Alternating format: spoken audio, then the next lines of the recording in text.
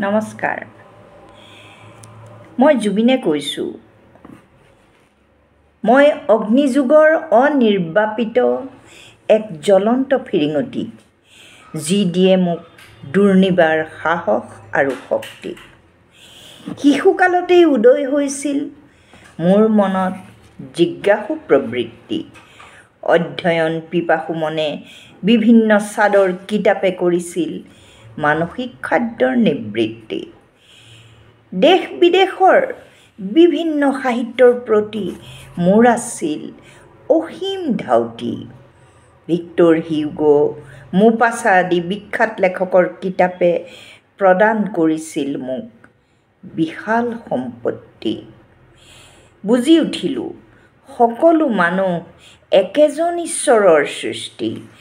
জাতি, ধৰ্ম, ভগৱানৰ ভেদভাৱ আদিবোৰ হ'ল এক অপসংস্কৃতি।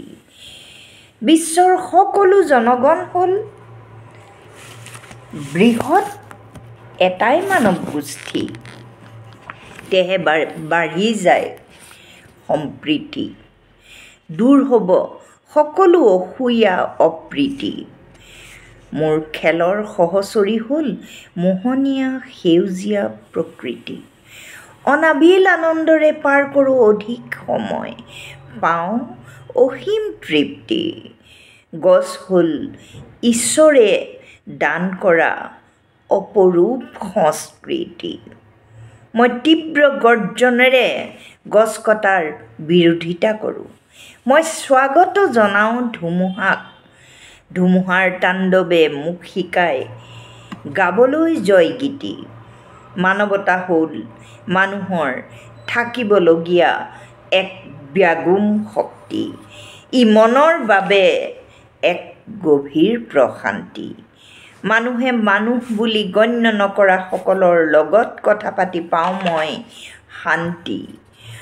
আৰ্থিক অনাটনত জুৰুলাসকলেহে দিব পাৰে আশানুৰূপ প্ৰেম প্ৰীতি।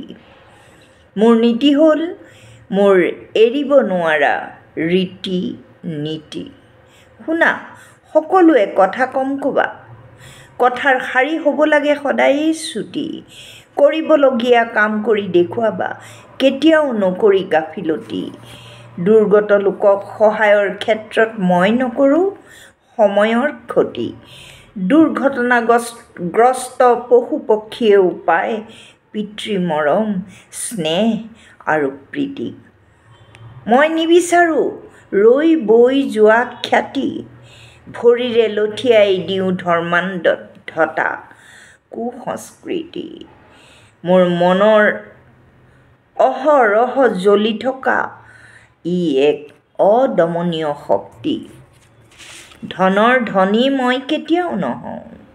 দুখীয়া মানুহৰ মাজত পাওঁ মই অযুত সম্পত্তি। সেয়েহে মই ঢাপলি মেলোঁ দৰিদ্ৰৰ কুটীৰলৈ, য'ত মই গাওঁ মানৱতাৰ জয়গীতি। ভয় শংকাক পিঠি দি কৰ্মজীৱনত দিওঁ নতুন গতি। 100 বছৰে কৰিব নোৱাৰা কাম কৰি দেখুওৱাটো হ'ল ই এক মোৰ উদ্ধৃতি।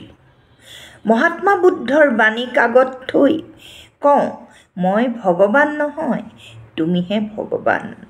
কৰ্মপথত সাহসেৰে আগবঢ়া, কেতিয়াও নকৰি ক্ষতি আৰু নেপেলাওঁ জ্যোতি। সেয়েহে মই কৰিবলৈ আহ্বান জনাওঁ মানৱ প্ৰভু ঈশ্বৰ শব্দৰ সমাপ্তি। ধন্যবাদ।